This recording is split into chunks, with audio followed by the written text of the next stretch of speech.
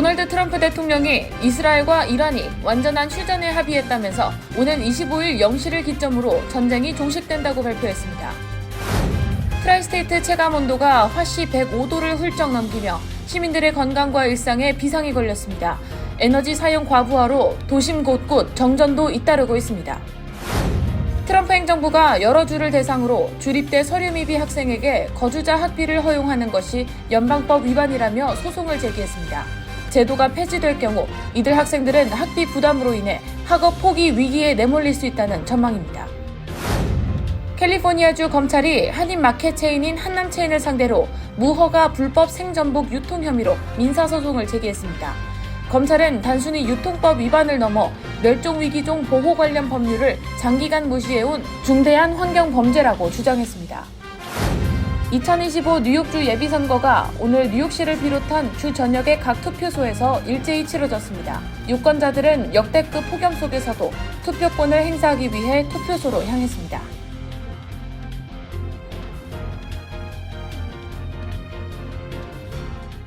헬무스버그의 최우선의 목표는 최고의 고객 서비스를 제공하는 것입니다. 전문 세일즈팀과 함께하는 고급 쇼룸에서 여러분이 좋아하는 머세디스-벤츠 모델을 만나보실 수 있습니다. 헬무스버그와 함께라면 완벽한 차량을 찾는 데 필요한 모든 것이 준비되어 있습니다.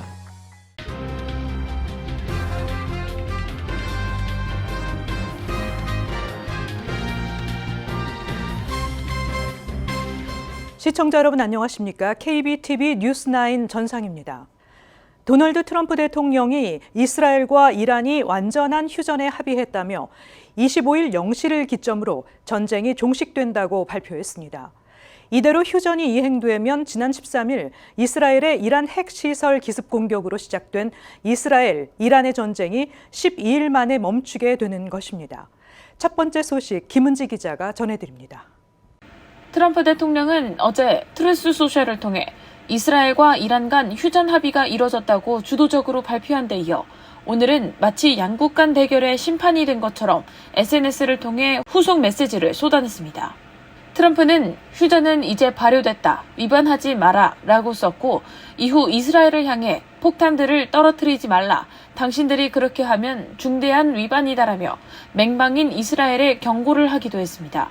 또 그는 이란은 결코 그들의 핵시설을 재건하지 않을 것이며 우리는 B2 파일럿들의 재능과 용기가 없었다면 오늘의 휴전 합의를 이루지 못했을 수 있을 것이라는 등의 글을 올리며 이번 사태를 둘러싼 자신의 공을 국민들에게 홍보했습니다. 이어 트럼프 대통령은 오늘 북대서양 조약기구 정상회의 참석차 백악관을 떠나면서 이스라엘과 이란 모두 휴전 합의를 위반했다고 불만을 표하면서도 휴전은 여전히 유지되고 있다고 강조하기도 했습니다.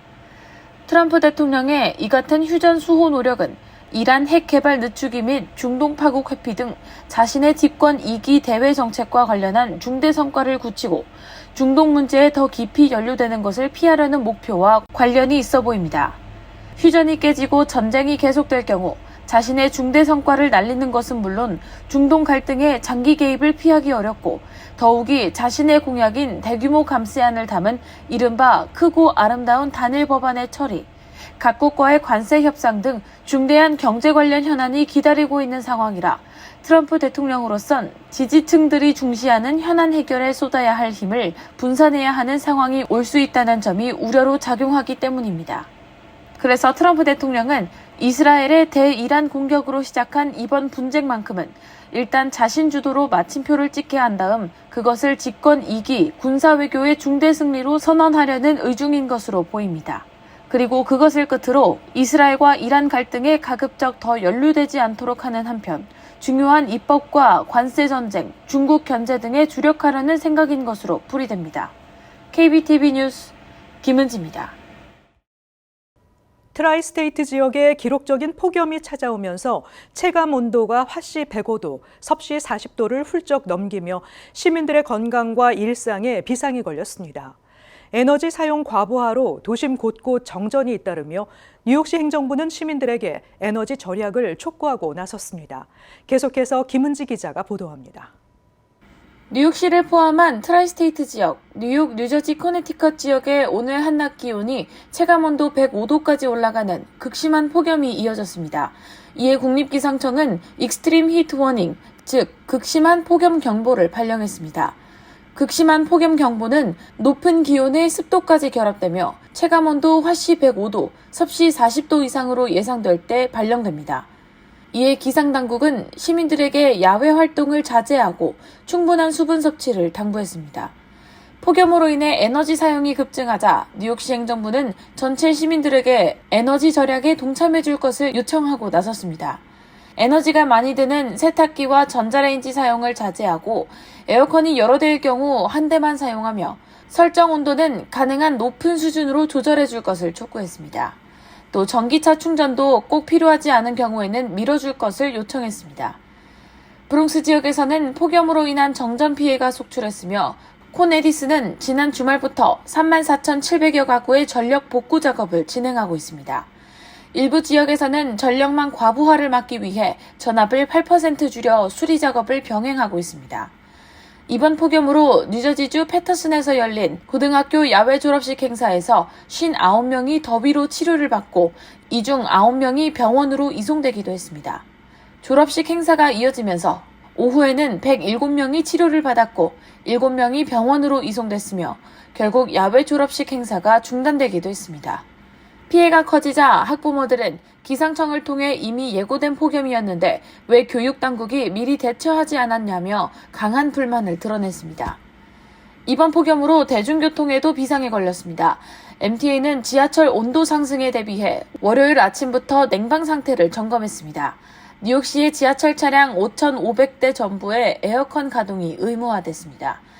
화요일은 뉴욕시 예비선거 당일로 선거관리위원회는 최고 기온이 예상되는 시점을 피해 오전 11시 이전 또는 오후 6시 이후 투표장을 찾을 것을 권했습니다. 한편 뉴욕 시내 모든 쿨링센터는 일요일부터 운영에 돌입했습니다. 뉴요크시 보건국은 노숙인 야간 쉼터 운영을 강화하고 있으며 24시간 거리 순찰도 진행하고 있습니다. 보건당국은 폭염으로 인해 일사병에 걸리지 않도록 각별히 주의하고 피부가 뜨겁고 건조하거나 메스꺼움 또는 구토, 호흡곤란 및 현기증이 나타날 경우 의료당국에 도움을 요청할 것을 조언했습니다. KBTV 뉴스 김은지입니다. 도널드 트럼프 행정부가 여러 주를 대상으로 주립대 서류 미비 학생에게 거주자 학비를 허용하는 것이 연방법 위반이라며 소송을 제기했습니다. 연방정부가 제도 폐지를 강행할 경우 이들 학생들은 연 수천에서 수만 달러의 학비를 내야 하며 학업 포기 위기에 내몰릴 수 있다는 전망입니다. 서류 미비 학생들이 주립대학에서 거주자 학비 혜택을 받을 수 있도록 한 제도에 비상이 걸렸습니다. LA타임즈는 이러한 움직임은 서류 미비 학생 학비 지원 제도의 원조격인 캘리포니아 법도 예외가 아닐 수 있다고 보도했습니다. LA타임즈에 따르면 캘리포니아는 2001년 법안 제정을 통해 서류 미비 학생도 주내 고등학교 졸업 등 일정 조건을 갖출 경우 거주자 학비를 내며 주립대학에 다닐 수 있도록 허용해 왔습니다. 이후 미국 내 20여 개 주가 유사 정책을 채택해 경제적 어려움을 겪는 많은 서류 미비 학생들이 대학 교육의 문턱을 넘을 수 있도록 도왔습니다. 그러나 연방정부는 서류 미비자가 미국 시민보다 저렴하게 학비를 내는 것은 연방법 위반이라고 주장했으며 연방 판사는 이 제도 시행을 일시 정지했습니다. 현재 캘리포니아 내 서류 미비 대학생 수는 UC계 2,000에서 4,000명, USC 계열 9,500여 명, 그리고 커뮤니티 칼리지 7만여 명으로 추산됩니다. 연방정부의 소송이 다른 주로 확산될 가능성도 높은 상황입니다. 한편 연방대법원이 도널드 트럼프 대통령 행정부의 불법 체류 이민자들을 본국이 아닌 제3국으로 신속히 추방하는 초강경 정책을 다시 시행할 수 있도록 허용했습니다. 이에 따라 최소 수백만여 명의 이민자들이 미국에서 본국이 아닌 제3국으로 추방될 전망입니다. 이번 판결로 인해 트럼프 행정부는 법적인 소명을 받아주는 기회를 주지 않고도 이민자들을 제3국으로 추방하는 절차를 다시 추진할 수 있게 됐습니다. 이와 함께 미국 내 불법 체류자들이 교통 단속에 걸려 체포 추방되는 사례들이 급증하고 있습니다. 지역경찰의 이민 단속을 가능하게 하는 프로그램에 참여하고 있는 사법당국이 현재 40개 주 719곳으로 트럼프 행정부 출범 이후 5개월 만에 무려 4배가 급증한 것으로 나타났습니다. 연방이민단속국과 협약을 맺고 불법 체류자 체포 추방작전에 동참하고 있는 지역 사법당국이 가장 많은 지역은 플로리다로 295곳이나 되며 2위는 텍사스로 95개 기관이 참여하고 있습니다. 이어서 조지아주의 33곳, 노스캐롤라이나의 22곳, 버지니아의 21곳이 있는 것으로 나타났습니다. 반면 뉴욕주는 6곳에 불과하고 캘리포니아, 워싱턴주, 오레건, 일리노이 등 민주당 지지 지역에서는 단 한 곳도 없는 것으로 집계되고 있습니다. 캘리포니아주 검찰이 한인 마켓 체인인 한남 체인을 상대로 무허가 불법 생전복 유통 혐의로 민사소송을 제기했습니다. 검찰은 이번 사건이 단순히 유통법 위반에 그치지 않고 멸종 위기종 보호를 위해 마련된 캘리포니아주 법률 체계를 장기간 무시해온 중대한 환경 범죄라고 주장하며 강도 높은 처벌 필요성을 강조하고 있어 앞으로 진행될 재판 결과에 관심이 모아지고 있습니다. 법원 소장 자료에 따르면 LA시 검찰과 오렌지 카운티 검찰은 한남 체인 USA, 토렌스 한남 체인, 슈퍼원 토렌스, 슈퍼원 라팔마, 슈퍼원 한남 등 5개 매장과 대표 구모 씨를 피고로 하는 민사소송을 제기했습니다. 검찰은 이 소송에서 한남 체인 측이 지난 2017년 7월부터 2021년 1월까지 무허가 외래종 생전복 4만 5천여 마리를 들여와 불법 판매, 유통했다는 혐의를 제기했습니다. 해당 전복은 한국산 디스크 전복과 호주산 블랙립 전복으로 캘리포니아주에서는 생태계 보호를 위해 캘리포니아주 어류, 야생동물국 허가 없이 수입, 소지, 판매, 유통하는 것이 원칙적으로 금지된 외래종입니다. 검찰의 소장에 따르면 요원들은 지난 2019년 8월부터 2020년 11월 사이 한남 체인 매장 5곳에서 무허가 외래종 전복 판매 소지가 이루어진 것을 적발해 현장 관리자들에게 위반 사실을 알린 후 전복을 압수했습니다. 검찰은 피고 측이 최소 3,800kg의 전복을 무단으로 판매했으며 단속 이후에도 동일한 위반 행위를 계속했다고 주장하고 있습니다. 검찰은 소장에서 특히 한남 체인이 무허가 수입 업체로부터 이들 전복을 공급받았다고 밝혔습니다. 또 이들 업체 역시 허가 없이 대량으로 전복을 밀반입했던 것으로 드러났다고 검찰은 명시했습니다. 검찰의 소장에는 또 한남 체인의 일부 광고에서 호주산 전복이 한국산으로 표기된 사실을 들며 허위 광고 혐의도 있다고 적시돼 있습니다. 검찰은 금지 명령과 함께 위반 건당 최소 2,500에서 $10,000씩 최소 450만 달러 이상의 벌금 부과를 요구하고 있습니다. 한남 체인 측은 캘리포니아 어류 및 야생동물위원회가 2008년 외래종 전복을 제한종으로 지정했던 절차가 실질적인 증거에 근거하지 않았으며 경제 영향 평가도 시행되지 않은 점, 그리고 중소기업에 대한 적절한 통지가 없었던 점 등을 지적하며 반소를 제기했지만 캘리포니아주 법무부는 LA 카운티 수프리어 법원의 반소 제기가 2008년 규정 효력 발생 후 3년에서 4년 내 이루어졌어야 하며 시효가 지났다는 이유로 기각 신청을 냈습니다. 오늘 뉴욕시장 예비선거가 치러지고 있는 가운데 앤드루 쿠오모 전 뉴욕주지사와 민주당 사회주의 성향의 조란 맘다니 뉴욕주 하원의원이 대결 구도를 형성했습니다. 유권자들은 역대급 폭염 속에서도 투표장으로 향했습니다. 김은지 기자의 보도입니다. 오늘 뉴욕시장 민주당 예비선거일 당일 투표가 진행 중입니다. 오늘 오전 6시부터 오후 9시까지 뉴욕시 전역 1,213개 투표소에서 투표가 진행되고 있습니다. 일부 지역은 체감온도 102도, 섭씨 39도를 기록하는 폭염주의보 속에서도 유권자들은 투표권을 행사하기 위해 투표소를 찾았습니다. 이번 뉴욕시장 예비선거는 순위 선택 투표제로 지난 6월 14일부터 22일까지 실시된 조기 투표에는 약 40만 명의 유권자가 참여한 것으로 집계됩니다. 현재 쿠오모 전 주지사와 퀸즈 지역을 기반으로 활동하고 있는 뉴욕주 하원의원인 맘다니 후보의 2파전으로 압축됐습니다. 최근 여론조사에서 두 후보는 오차 범위 내 접전을 벌이고 있는 것으로 나타났습니다. 뉴욕시 선거관리위원회는 투표 종료 직후인 오늘 밤 10시경 1라운드 투표 결과를 공개할 예정입니다. 하지만 순위 선택 투표의 특성상 1차 선택에서 과반을 넘는 후보가 없을 경우 가장 낮은 순위 후보를 탈락시키고 탈락한 후보를 1순위로 선택한 투표용지에 2순위 후보에게 표를 재분배하는 방식으로 진행되기 때문에 최종 결과는 7월 1일 정오에 발표될 예정입니다.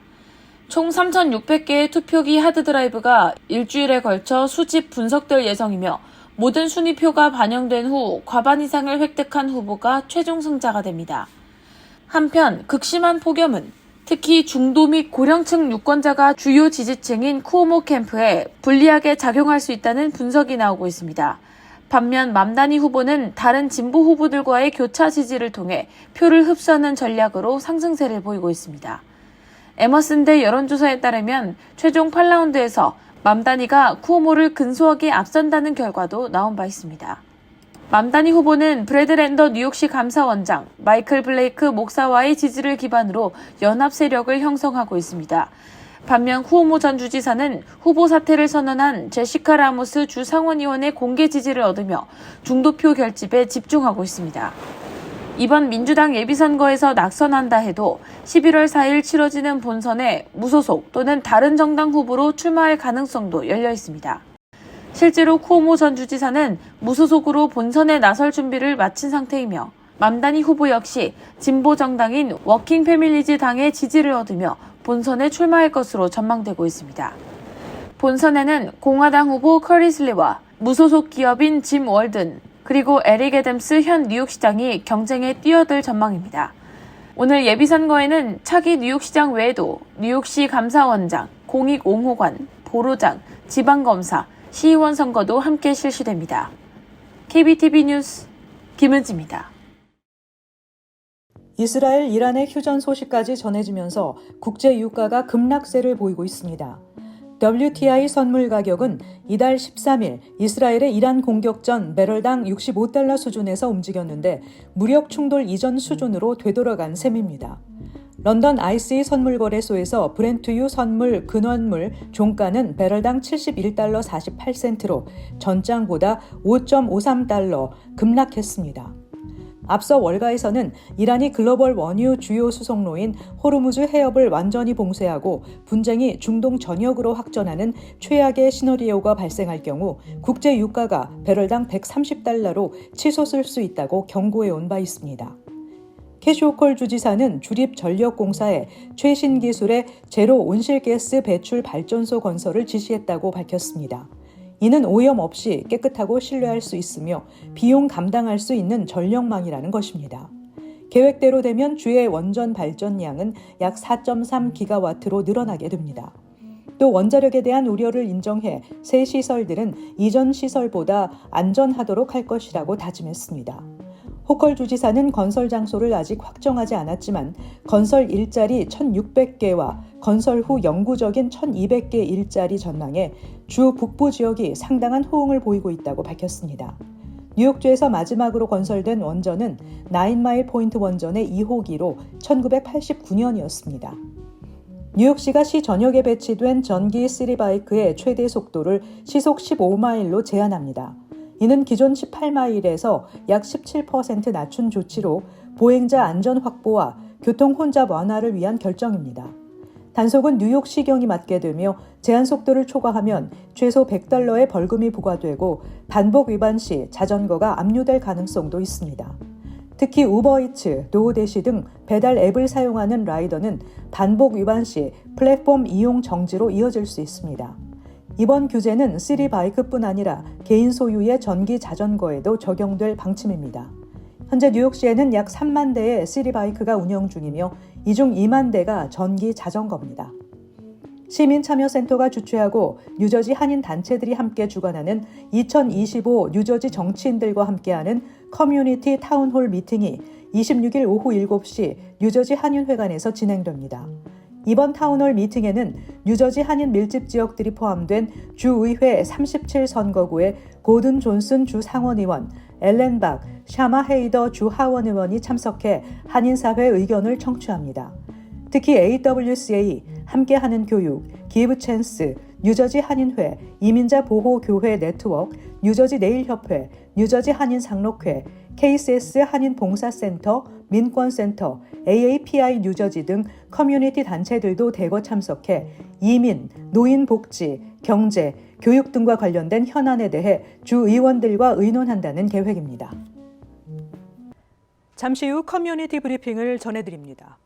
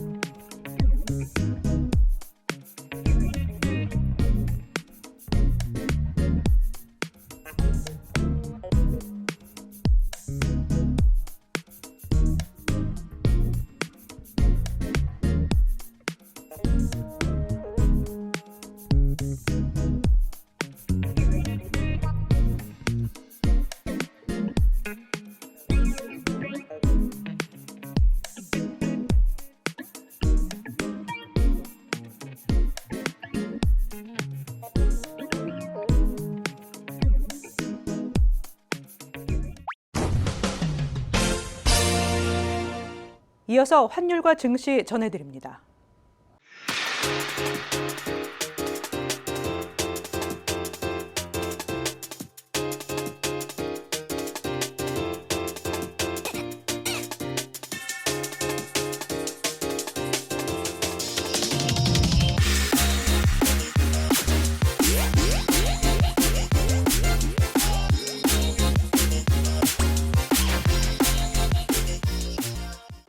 잠시 후 뉴욕과 뉴저지 날씨 전해드립니다.